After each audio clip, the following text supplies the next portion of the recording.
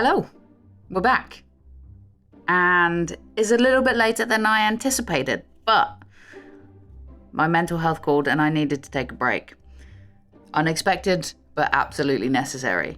Now, this conversation that I have with my friend Nat is really interesting because we go through quite a few things, but what sticks the most is, what does love feel like? Now, if you remember, if you heard the trailer, I said, I want to know what love feels like. I want to know what other people think love feels like.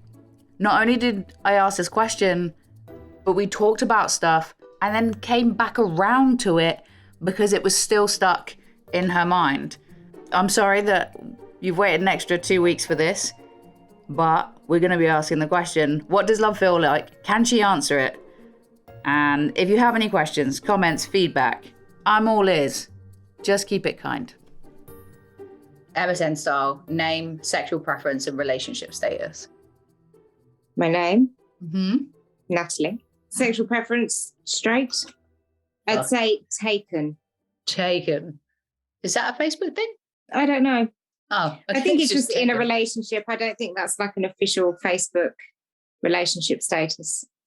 Taken was definitely, did you ever have Pixo, where you made your own basically website profile about yourself and you had pages and you could put the girls, the boys, and basically you just put a photo of each of your friends on this page, and then there would be a little box at the bottom where people could rate your friends and leave comments. Fucking savage. Brutal. I don't remember. So you were reading comments about yourself and other people. It was brutal. Oh, shit, that is brutal. Woof. Yeah. And just rating people, like, who's the best looking girl on this page and all of this. Oh, fuck that. Well, I wouldn't be winning any awards there, but fuck that. That's horrendous. Yeah. Yeah. No wonder it didn't last long. Mm-hmm. Jesus. Okay, that's really sad. Yeah. I mean, that can make anyone feel insecure and have issues with themselves from the get-go. Jeez, yeah. What was it called? Pixo, I believe. Piczo. If we uncover any issues in this conversation, we probably know where they start. Yeah. It's going to stem from there. Fucking hell. Yeah. Oh my God. Chatting to people, I don't really want to talk about it. It makes me really uncomfortable. I say that every single time because it does. I start getting this feeling in my chest where I'm like, oh, this is fucking embarrassing. Jesus. And then we get into it.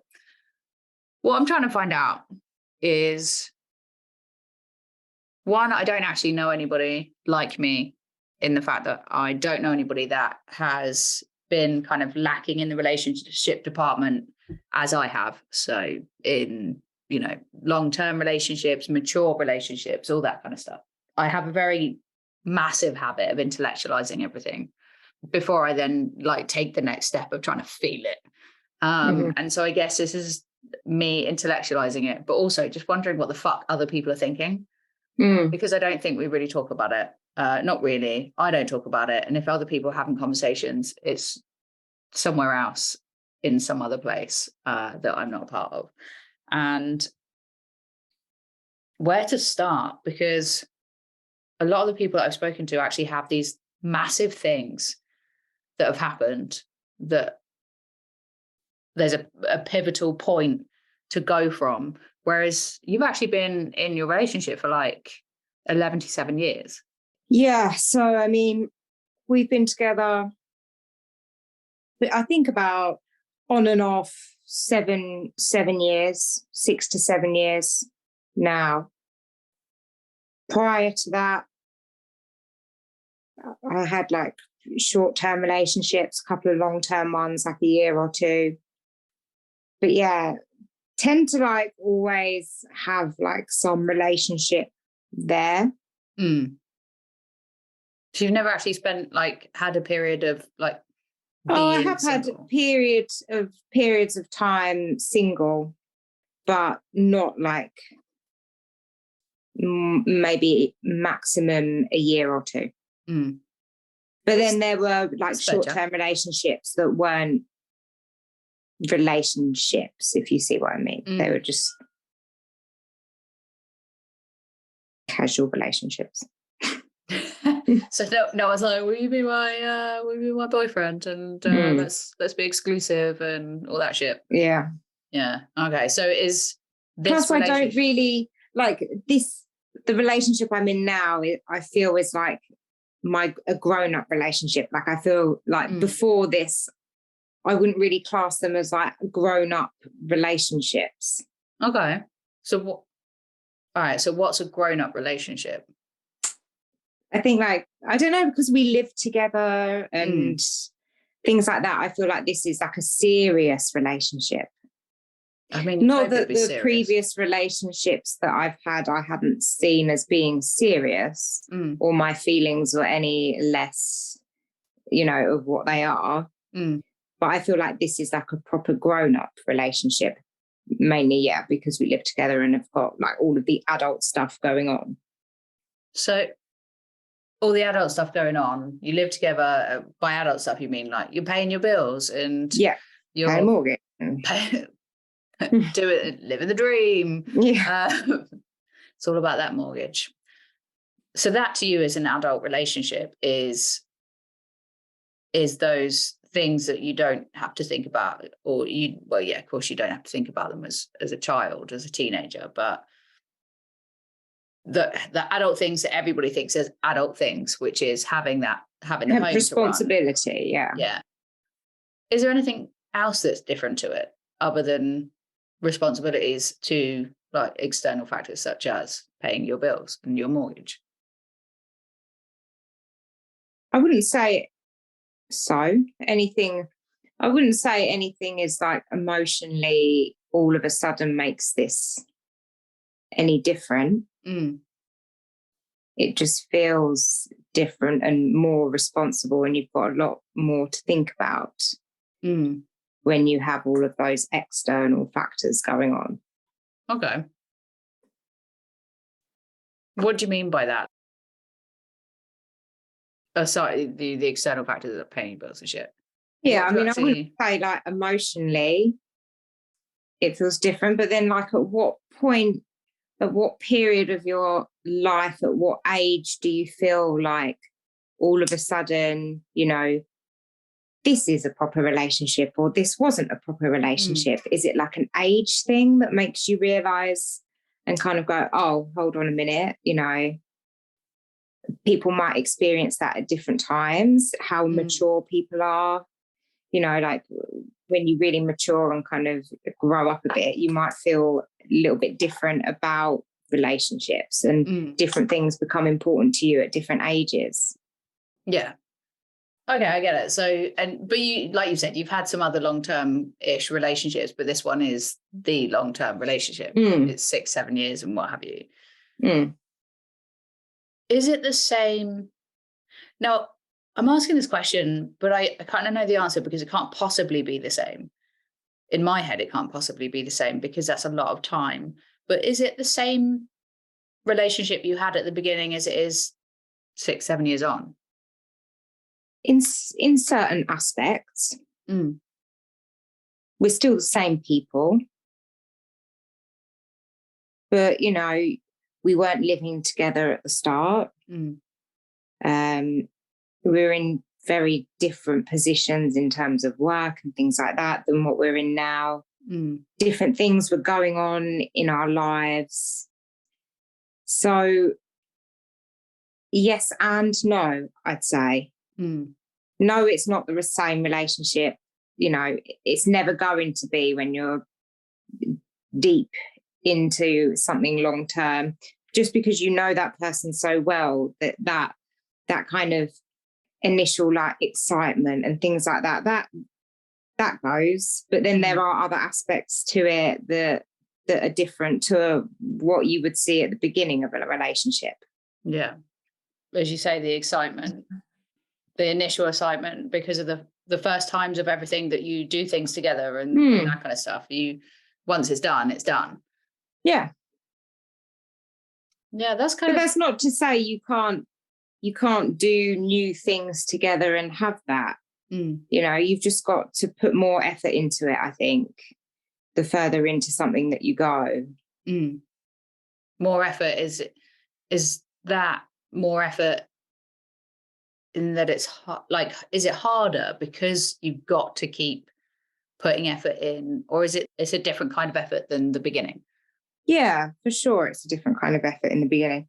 In the beginning, like, you know, you're being the best version of yourself. You're not letting any kind of anything come in that might make that person feel negatively about you and like end things. But then when you're like comfortable with that person, then obviously you let a lot of your barriers drop, and it's not harder. Obviously, it's just like any relationship, whether that be with friends, family, you know, your partner. Yeah. You have to put effort into relationships to make them work, regardless of who that relationship is with. Yeah. You can't just kind of sail through and just expect things to happen, expect things to work. Yeah, it makes sense. And not even having the conversations, I'm picking up that the whole like it should be easy is bullshit. But it also shouldn't be hard every day. And so you have to put effort in and you have to do all that. But is it how you imagined it would be? So like little Natalie, like 10-year-old, 12-year-old, whatever. Absolutely not. What did you think it was like when you were a kid? What was it to you to be, you know, hitting 30? What did that look like to you? Now, this is a very good question. Because when I was younger, I'd never really imagined myself getting married. Okay. I like a lot of people like imagine and dream of a wedding day, of a wedding dress, like perfect, like, you know, builds up to all of that point. Not that I ever didn't want to get married, but I just never imagined myself doing that. It was never at the forefront of my mind. I think when you have parents that separate and it's not a particularly good relationship when you're growing up, I think you then have a very warped perspective of what a relationship should be and what kind of relationship you want to be in. If you don't have that in your day-to-day life, people will then always tend to go, well, I don't want this. It's more of like I don't want this rather than this is what I want. And I would go around my friends' houses and like see their parents and their like little happy family. And it was just like, just to make that comparison was always was very jealous of my friends who had like a family network at home and just that foundation. But did I ever imagine or know what I wanted my relationship to look like? Not particularly. My grandparents had a very, very strong relationship, and it was like old school, you know, like my granddad would wear like a shirt and tie every day, and he would always drive, and my grandma would, and he would never, you know, she wouldn't even open the car door for herself. Yeah. And there's like this old school relationship, and like you look at that and it's all just a very kind of confusing situation to be in when you've got that, you're looking at that, and then obviously your parents are like arguing and it's just not a nice environment and feeling quite torn. I'd never pictured relationships or anything like that, just because I didn't know what I wanted or what it was to be in a relationship. That makes sense. Yeah, you didn't have the structure there, the framework to base that off of. No, that really does make sense. So how did you know? Like, does anybody know? Well, you say, you know, you didn't know what you wanted, but you knew what you didn't want. So how do you get to that point where you Because I know where that comes, for me, I fear what I don't want to do is I don't want to be like my dad in a relationship. So there's that fear in me that I would do something like that or what have you, and be quite infantile and make it all about me. But I can tell you now what I would want or what I think it should look like. But as a kid, I couldn't. But it's taken a long time, and that's without actually having a relationship of that, like what it should look like so far. I've had a lot of relationships with what it shouldn't look like, but none of what it should. What did it feel like at getting to that point? Like, how did you get to that point to know, okay, this is actually what I want rather than not what I want? Did it switch, or are you still in that? I'm just assuming that you're in that, like, in that mindset. It's a learning process. I think, like, there are definitely things in every relationship where there will be something that happens that is something that you don't want, and but it's a conversation to have with that person. And I'm very guilty of keeping things in and not talking about how certain things make me feel, and I would rather just stay silent until the situation has been ignored and buried, and let it fester within me, rather than actually just go, you know what, I'm not happy with this and how this made me feel. And then, something I've been working on. And now I am kind of saying that when I don't feel particularly happy, it is like, it's a partnership. And I think, I feel just what I wanted was to know that I was safe and know that that person is always there. I think that's a huge thing for me, that I want, knowing that I feel safe with that person and that, they will always be there. And then anything else is things that you can work through and learn and think about together. Okay. It will make sense. It does make sense. How did you get to the point of knowing that that's like a fundamental thing for you in a relationship, is to feel safe?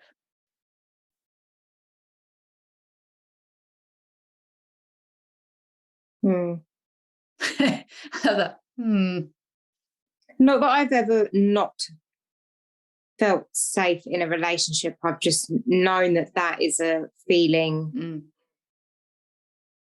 that I need, even, not just in my partner, but in people in my life that I feel safe with, safe in a way that, you can be who you are and say things without fear of any like negative judgment or, criticism, blah, blah, blah. And that's kind of what the safety thing is for me. Obviously, not getting hurt and all of that. Yeah.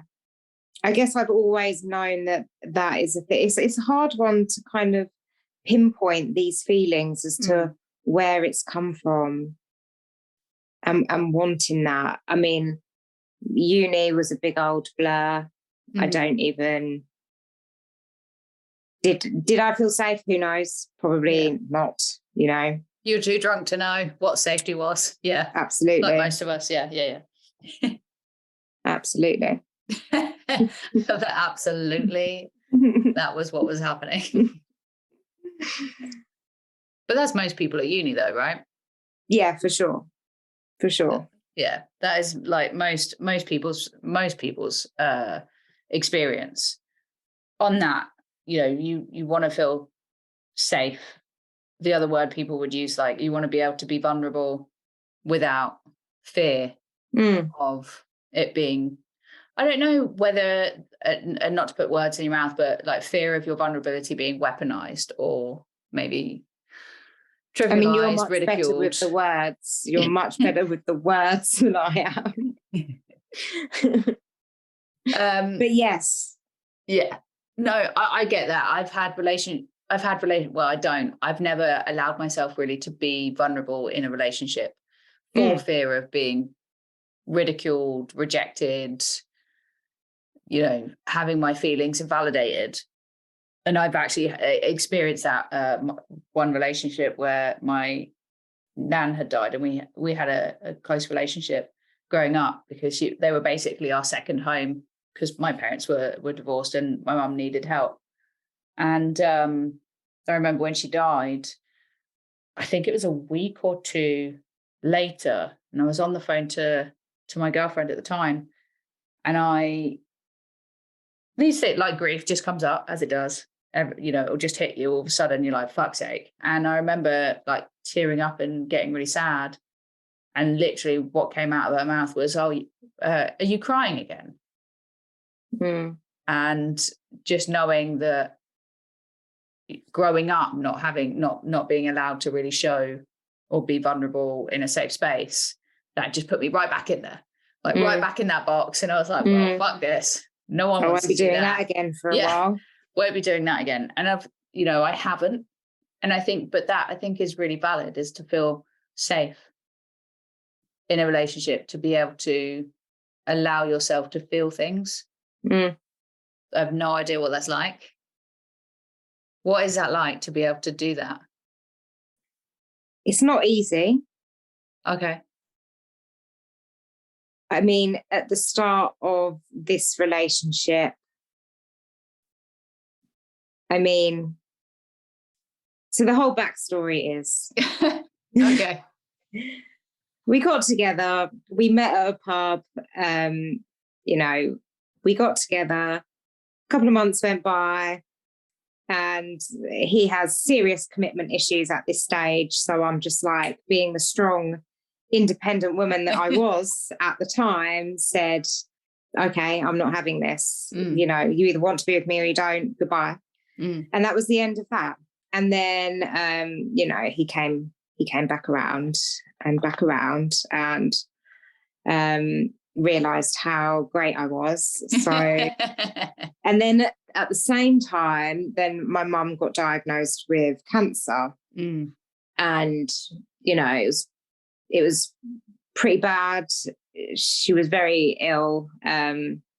It had kind of been going on for like 3 years with no symptoms. So it was quite a bad kind of grade of it. So I was in a bit of a mess. I was in a bit of a mess for a while, but he was there like that. He'd be over all of the time, making sure I was okay, calling me, just like wanting to go out for a walk, things like that.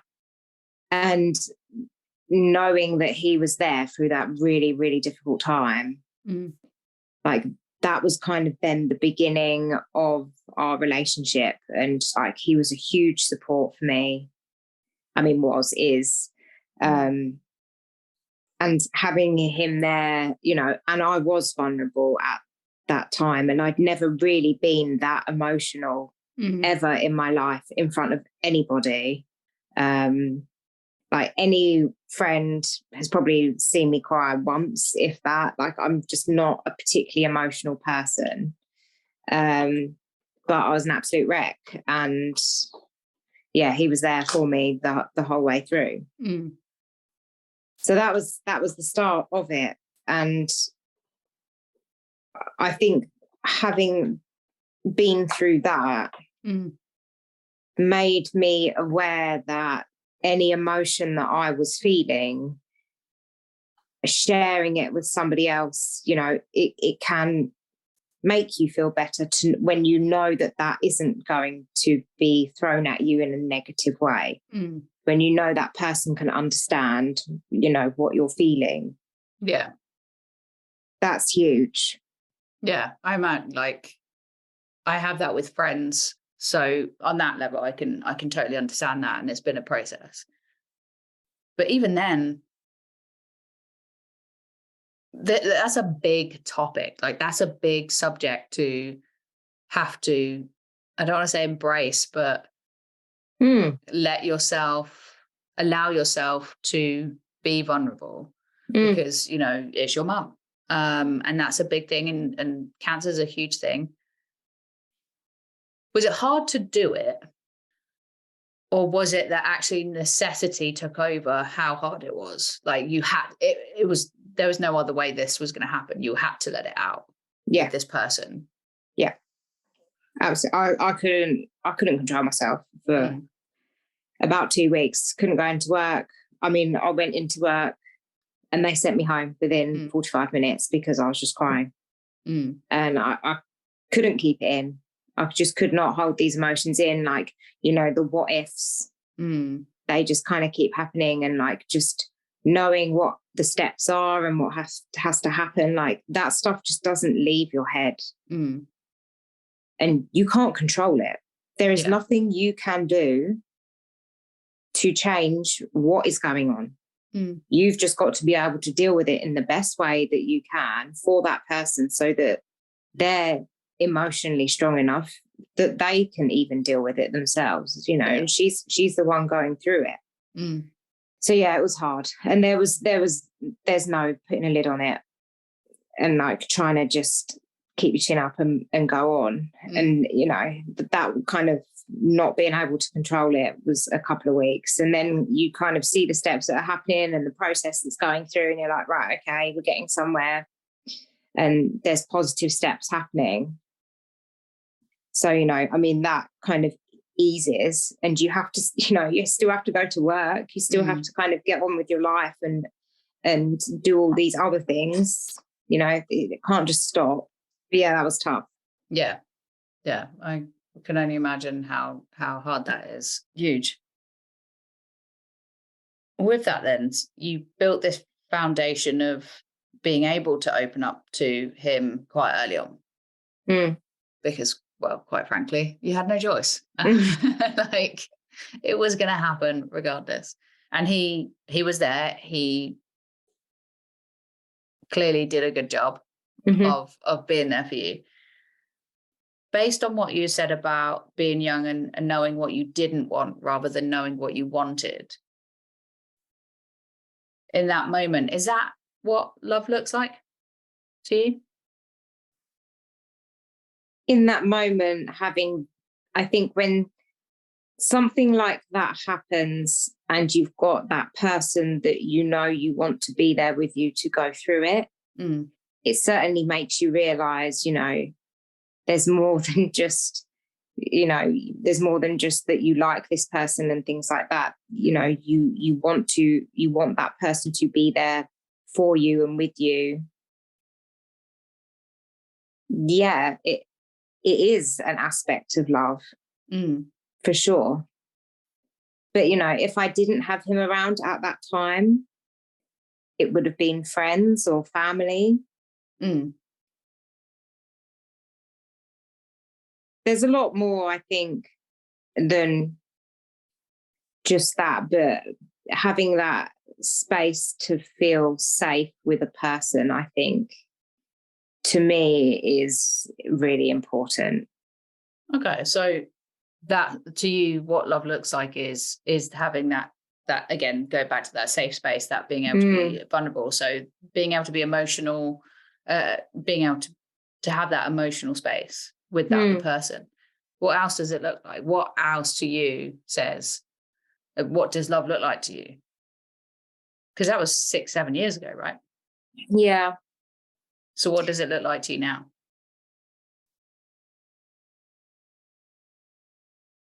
It's a good question.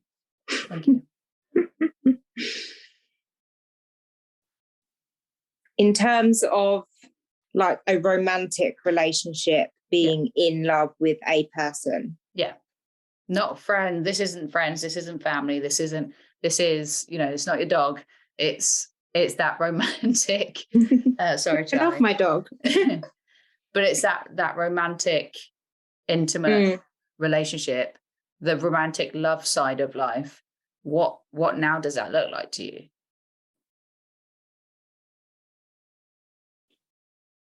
I think that no matter what happens, I still want to get into bed with him at night, you know, know that he's there next to me, just hold his hand and to be with that person like every day.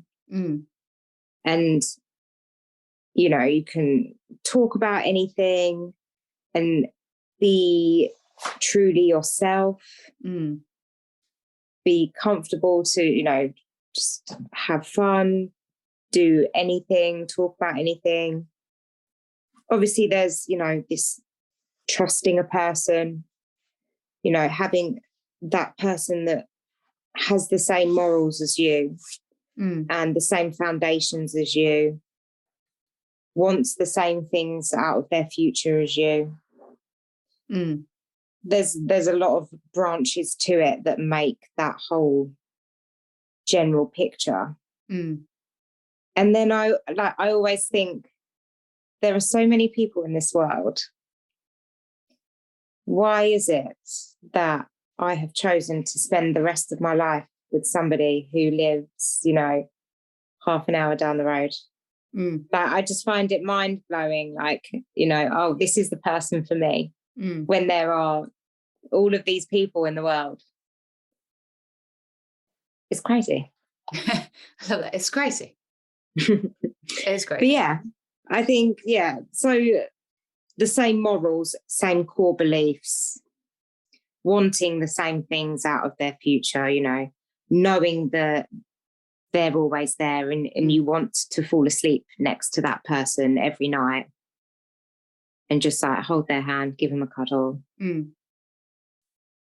and having that person there for you. Yeah. I'm going to ask a question and I feel like I don't know whether you're going to want to answer it, whether you're going to be able to answer it. What does that feel like? Because I don't know. I can only give you one moment in all the relationships I've had, bearing in mind, I didn't actually start having relationships till I was 17, 18. So I've got about 20 years experience going on here. And there's only one moment which probably in the space of time is about 5 minutes of having this one feeling that I can lay claim to. And then after that, I could not tell you anything about what it feels like to be with another person in that way. What does love or loving someone in that way feel like? I need to get my word wheel out. Yeah.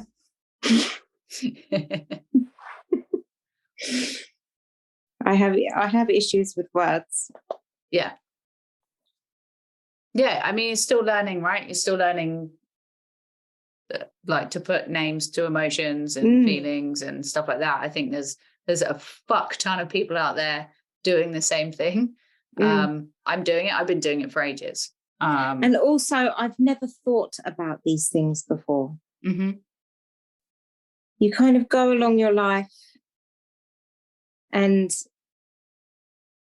I mean, I, for one, have fallen into that trap of comparison. You're looking at others around you. They're getting married, they're having kids. Then you're getting the question, when are you getting married? When are you having kids? Like it's just supposed to be this norm. And then you question, well, is that something wrong with me? I don't know. Yeah. Should I just do this because that's what everybody else is doing? In terms of how it makes me feel, do I know the answer to that question? Like, loved, but what does that mean? What does that feel like? Yeah. Know that someone cares for you, knowing that people care for you. That's a knowing, that's not a feeling. Yeah, but having that feeling of being cared for, of being thought about. What does that feel like? But how that is a feeling. No? Is there not a word for that feeling? Knowing that somebody cares for you and you know that you are cared for? Okay. No, this is the thing. For some people are able to give an answer to that, but there are so many people that can't. Yeah, So, I can't give an answer to that. What it feels like, I don't know. I can't put a feeling on it. yeah.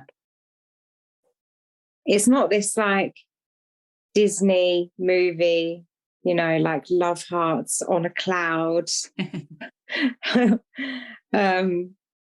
Doesn't feel like that. It just feels like I don't know. I can't put a word on it. Okay.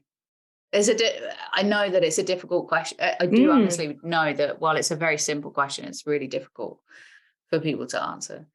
But on that front, when you said about people, the comparisons and stuff like that, and people then ask you, so when are you getting married? When are you having kids? Is that hard? I don't know what that's like, in the fact that no one's ever asked me if I'm having kids or when I'm having kids. No one's ever asked me if I'm getting married or when I'm getting married. Is that, and I know we're almost, is it almost institutionalized to ask these questions? Is it hard? Hard, yeah. Difficult to answer when people ask you that. Yeah. Christ, it's not that I don't want to get married, but like, what do they think I'm going to say? Actually, no, well, I do get snappy when people ask me, because something that is out of my control. Like, I think it's a very rude question to ask somebody about their life. They don't know what kind of situation that you are in. They don't know struggles that you might be having, whether you've maybe tried having kids for the last 4 or 5 years, but actually, there's something wrong with you. Like, you don't know that. And I think it's a very invasive. Is that the right word? Is that the right word to use? It can be, yeah. Yeah. Question to ask somebody about what is going on in their life. And I do find it very difficult, because having a younger sister who is married with children, I then get it a lot as to why haven't I? And then that makes me feel like, well, is there something wrong with me? Is this now somehow my fault? And then that kind of makes you spiral and just feel kind of shit about yourself. Yeah. Yeah. Because it is something that is out of your control ultimately. Yeah. Yeah, it is. And do you think that it just almost feels like it's an automatic question from people, isn't it? Like, you get married and then the next thing they're saying is, oh, when you're having kids, without really putting any thought into it. It is hard. And I do understand. I've heard people talk about how hard that is, especially when they don't actually know the circumstances. And we really need to, as socially, stop asking those questions, because they're actually not that fun. And I think one day we will move towards that, because people are becoming more aware of how hurtful those questions can act and uncomfortable those questions can be. Do you think as well? I know, again, I've said, I go back to this whole thing of you knew what you didn't want as a kid. But do you think, those questions, those comparisons, do you think that films and music videos and story and books and things and TV have kind of like a part to play in that kind of distorted view of what relationships and love looks like? Absolutely. Like, when you're growing up and there's such a huge focus on girls getting married, girls, getting this perfect marriage, trying to find your right Prince Charming, trying to find the right guy to then have children with. There's such a huge focus on it that then we've grown up with that, and it somehow now makes it okay. And the amount that now social media and people are putting about their lives on social media, and you're seeing the ins and outs of, you know, what their kids had for breakfast, and like everyone's seeing it all day, every day. Then, you know, when it comes to somebody that's not married and doesn't have children, it's like, you know, well, when are you going to do this? When are you going to do that? Mm. But films, for sure. I mean, I can't even remember any films that I watched when I was younger, but it was all very much like, you know, classic teenagers trying to find that right relationship. Or like people when they're adults, you know, you've got that crazy spinster lady who's not married and doesn't have children. And like, she's the odd one out. Yeah. And there's something wrong with her. You know, and then like that image is instilled, like crazy cat lady. Oi. You know. Cheers. Fuck's sake. But that perception and image is like instilled in people. And it's not okay. And it's not okay for people to judge and talk about that. It makes me angry. And I do get very snappy when people ask me. Yeah. Because they don't know what I'm going through. So then I end up saying like a spiteful comment back, and then then I make enemies. Then they never want to talk to me again. Clearly not a bad thing if they're being that way inclined. I think it does have a big part to play. How do you combat that though? How do you? Yes, you've fallen into the trap of like comparing yourself and your relationship and where it should be, what it should look like. How do you? Because clearly you haven't. It hasn't all gone up in flames based on those comparisons because you're still together. How do you combat that? Is it together or is it just like an individual thing? I personally don't really go on social media. I had a break from social media for quite a long time because it was very bad for me and my own self-confidence and all of that. But yeah, definitely together. I'm still just circling back round into like, how does love make you feel? Yeah. It's still kind of there in my head. And as I'm talking more, I'm just thinking, oh, okay, is that how it makes me feel? Yeah. Like to know that you want to spend your life with that person, to know that like you just want to be with them. And I guess they just make you feel more comfortable and more confident in yourself. I'm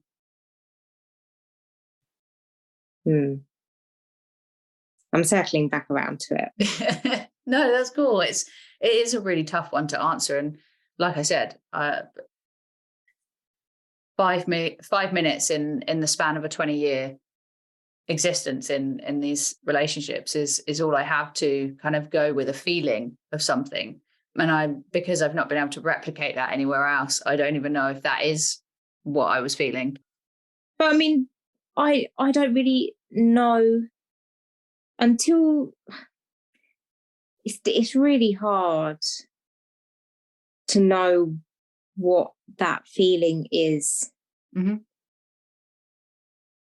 Like I was in a relationship when I was like 21, 22, which didn't last particularly long. You know, he broke up with me.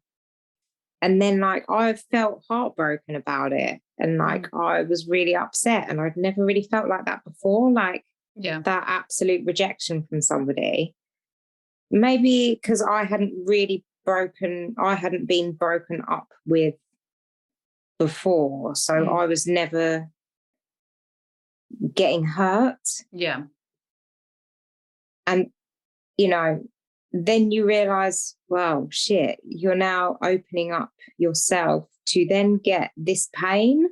Like that is not nice. So then to do it again and try and break down about that barrier, you then build that barrier back up, and you're like, well, I'm not feeling that again because that hurt. You know, that is very difficult to then open yourself up knowing that there's that possibility of getting hurt.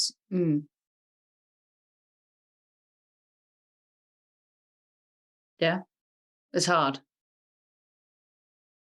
It is hard. But you did it. Yeah. Yeah, I did. All right, we're going to wrap it up in a second. Although I feel like I'm probably going to get some kind of WhatsApp message, voice message from you tomorrow. You can do an add-on podcast when I do have a profound voice note later. But it's so difficult to know what love is, because I think, like, I'm just getting so caught up in, like, your day-to-day life, like, as an adult, and you've got all this other shit going on. Do I ever think about how, like, my emotions? Apparently, I'm a workaholic, okay, which this is what said to me a couple of days ago, was that I can't keep still. And I'm always doing something, whether that be doing something for my job, doing something for the dog, doing something at home, doing, exercise. I cannot mentally switch my brain off. Ever. And I struggle, like, falling asleep because I'm just constantly thinking about what I'm doing the next day. And that doesn't leave me a lot of time to ever really think about my emotions and actually how I might be feeling, or what my feelings might want to look like in the next, 5-10 years. But I don't think about that stuff because I'm very much, like, in the moment and in the present of not stopping what I'm doing to then think about anything. Yeah. We're just burying stuff deeper and deeper. Need my word wheel. I do need to print that bloody word wheel off. But yeah, so I'm saying that I'm a workaholic. Yeah. Which I then thought, okay, yeah. This may be true. Because I'm very jealous of anyone's ability to fall asleep and have a nap in the middle of the day. Yeah. Because my brain is not letting me get there. Yeah. But then am I trying? Probably not. Am I really committing to that nap life?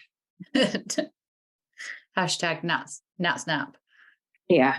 Yeah. Love it. All right. Well, I've been finishing these conversations off, putting the ball in the other person's court where you can ask me a question.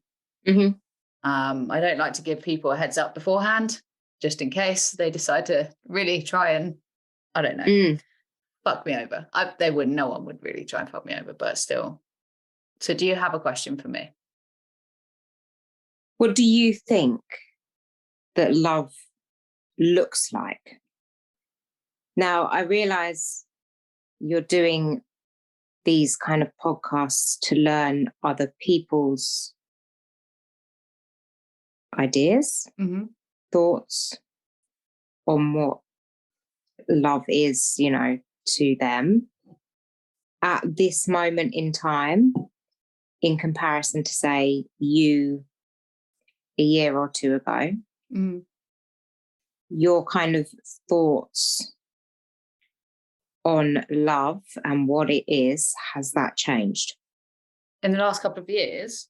I think, no, it hasn't changed in the last couple of years because I've actually known for a while what I'm looking for in another person. What's changed is actually, or shifting, it's not changed, it's shifting, is knowing that I'm actually worthy of that. Yeah, is knowing that I'm worthy of it. That's what shifted, because I know, because I've intellectualized this shit for a long time. Like, if I want to know something about emotions, about feelings, and I've been on this journey since, where are we, 2023. So I've been doing this, probably kickstarted about 2010, 2012. And it's been a slow process. And I've had to learn a lot about me, which is uncomfortable. And there's parts of me that aren't very nice. But the main thing is knowing these are the things I want from somebody and what I want to give to them. So that hasn't changed. What's shifting is knowing that actually I'm allowed to ask for those things, because I never did. I never thought I was actually worthy of someone else's attention, of their affections, and stuff like that. So I'm now moving into the more feeling stage of it rather than just knowing, which is a very awkward and uncomfortable place to be, especially is because, I'm not dating anybody. There is no one on the horizons. But in answer to what it looks like, is that being able to being interested in what they're interested in, regardless of whether I believe in it. Asking them questions and learning from them about what that looks like. I heard this the other day, actually, to try and simplify things, being like sexually attracted to them, not just physically attracted, but sexually attracted to them, because sex is a whole nother thing for me. Not being in fear of having hard conversations, not being in fear of being rejected for having hard conversations, of feeling a certain way or feeling down, because I have periods of feeling sad, and not being rejected for, just those things. And also for me to give that back to someone else. But I'm also actually quite a physically affectionate person. So there's that whole thing there it's just waiting to be given. You just got to find somebody now. So what does love look like?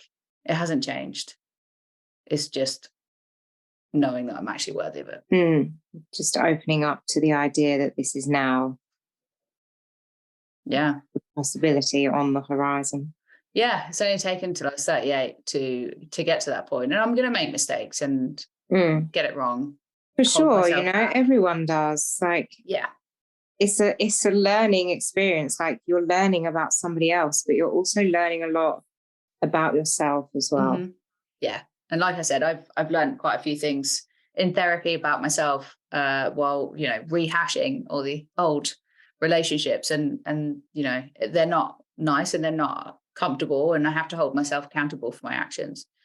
But so it hasn't changed, but the scary part is yet to come, which is to actually put it into action. So it's a bit scary. It's actually really scary.